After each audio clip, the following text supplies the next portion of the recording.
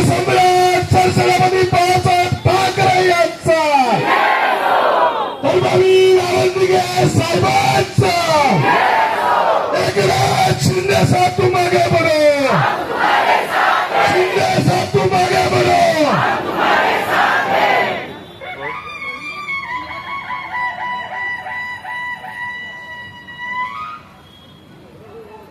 शिवसेना आवाज कुणाचा, ही ताकद कुणाची, लाडक्या बहिणीचा भाऊ कोण, सर्वांना जय महाराष्ट्र। पकड़त नाही ना, शिवसैनिक पकड़त नाही। इलेक्शन आलं की आपण डे नाईट काम करतो, बरोबर की नाही। आपल्याला इथून सुरवेवाडीपर्यंत जायचंय एकत्र। सर्वांना विनंती आहे, आम्हा तुमचा उत्साह बघून हा वाढवलाय आपण, अजिबात नाही। 15 मिनिटं लागणार, चालेल ना? कोणाला नको असेल तर सांगा, चला आपण नाही जाणार, जायचंय ना? काय ऐका, तशीच मध्ये जवळजवळ 2 सभा झाल्या। आपण आत्ता पण रॅली घेऊन गेलो, हजुरीमध्ये स्वतः साहेब त्या पट्ट्यातनं गेले, इकडनं पण साहेब गेले। सुर्वेवाडी हा असा पट्टा आहे की जिथे प्रमुख पदाधिकारी कोणी गेले नाही, आणि हा रमेश भोसले थोडासा रुसून बसलाय, म्हणून सगळ्यांनी जायचं ना तिथे।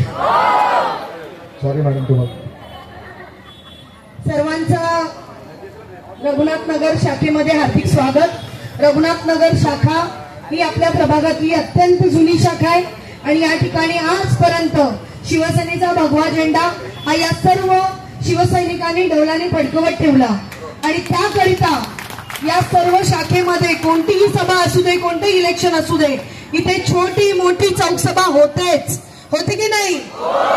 त्याच्यामुळे ही चौकसभा घेण्याची इकडे आपण एक अट्टाहास होता, दीपक दादा आणि सर्व आपले रघुनाथ नगरचे वासीय आणि विकास रिपाळे साहेब यांचा।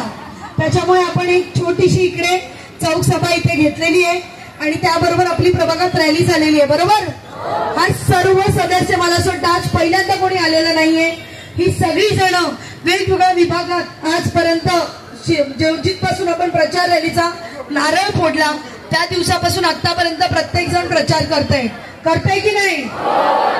फक्त यावेळेला विचार केला की एक मोठी रॅली असली पाहिजे, त्याच्यामुळे प्रभागातली जेवढे आपले कार्यकर्ते त्यांना एकत्र आणून आपण एक प्रचार रॅली काढण्याचा प्रयत्न केलाय, बरोबर। आणि आपण जे ठिकाणी 3-4 ठिकाणी प्रचार एक रॅल्या चालू होत्या, त्यांना सगळ्यांना एकत्र करून ही एक भव्य दिव्य अशी रॅली आयोजित केली।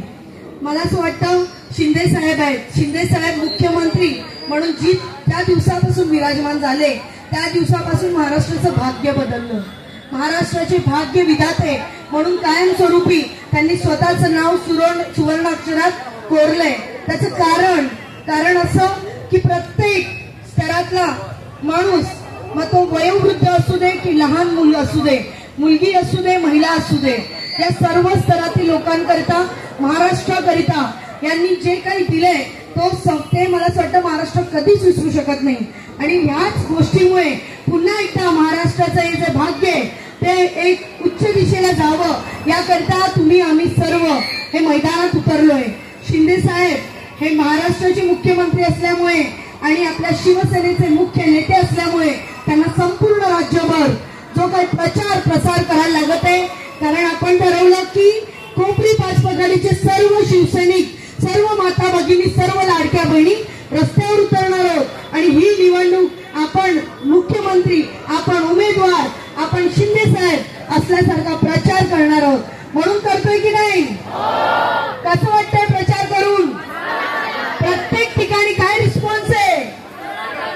जबरदस्त असा रिस्पॉन्स आहे की प्रत्येकाला वाटतंय की शिंदे साहेबच निवडून यायला पाहिजे। मग अगदी बैठ्या चाळीत असू दे किंवा टोले जंग इमारतीत असू दे, प्रत्येक स्तरावर शिंदे साहेबांनी देणं दिलेलं आहे, आणि त्याची परतफेड प्रत्येक सामान्य माणसाला करण्याची इच्छा आहे।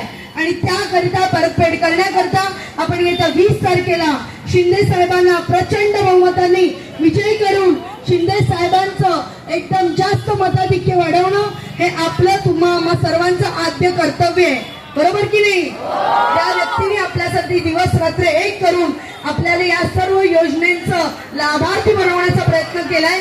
आपली जबाबदारी आहे की त्यांना सर्वाधिक मताधिक्य मिळून, सर्वात मताधिक्य या संपूर्ण महाराष्ट्राचं पुन्हा एकदा नेतृत्व करण्याकरता त्यांना महाराष्ट्राचं आहे.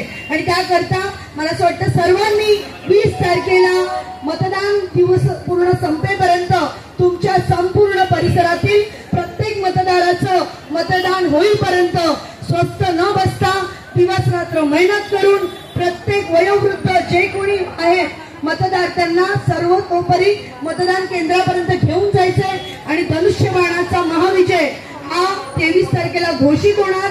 आणि त्याकरता आपल्याला ही 20 तारखेपर्यंत मेहनत करावी लागणार.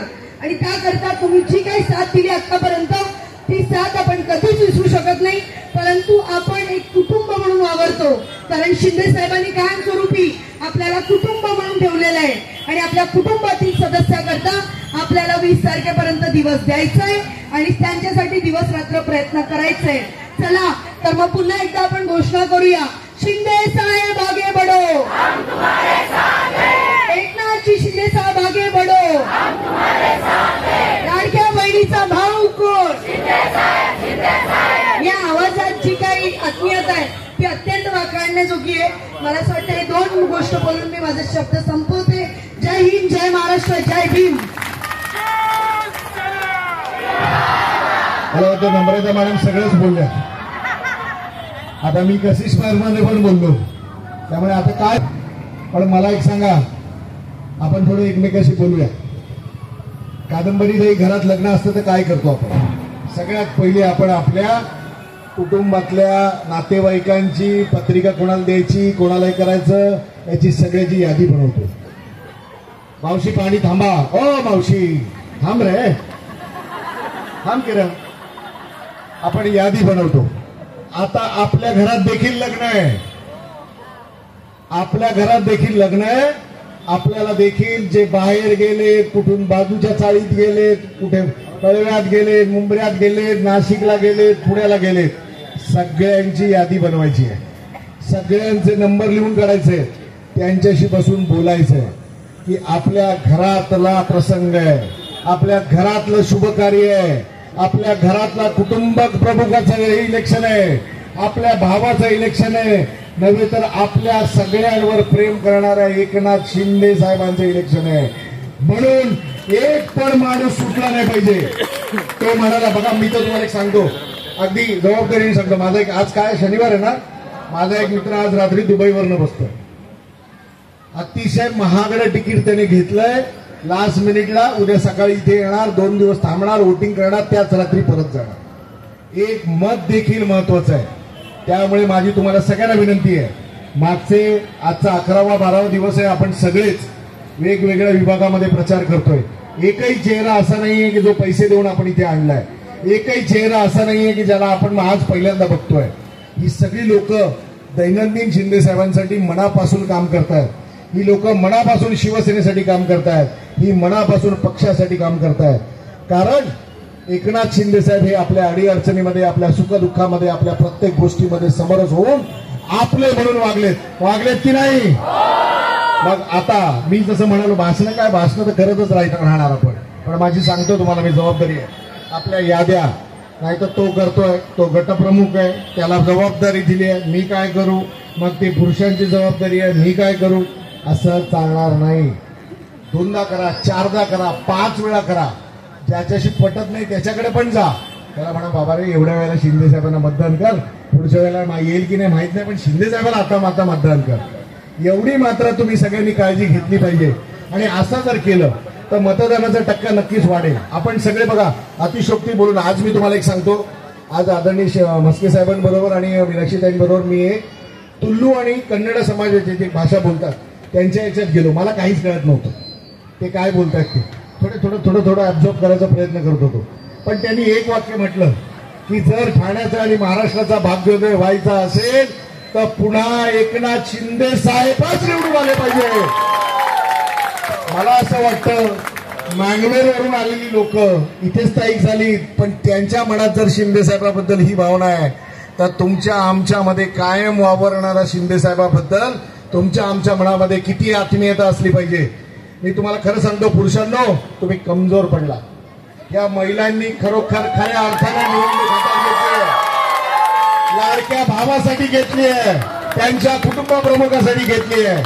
सांगावं नाही लागलं आज प्रचार कुठे करायचा. एखाद दिवशी सांगायचं राहिलं तर ऑफिसला यायचं, आम्ही कुठे जायचंय विचारलं नाही. सोसायटीत कशी जाऊ, मी तर तिथे चाळीत राहते, सोसायटीतल्या बाईंनी विचारलं नाही मी चाळीत कसं जाऊ. सगळ्या जणींनी तुम्ही अतिशय मेहनत केली आहे आणि आपल्या मेहनतीचं फळ हे आपल्याला मिळणारच आहे. परंतु तुम्ही लक्षात घ्या, मी पुन्हा एकदा म्हणतो, दिवस किती राहिले आता आपल्याकडे? रविवार, सोमवार, मंगळवार, बुधवार, 2 दिवस प्रचाराचे.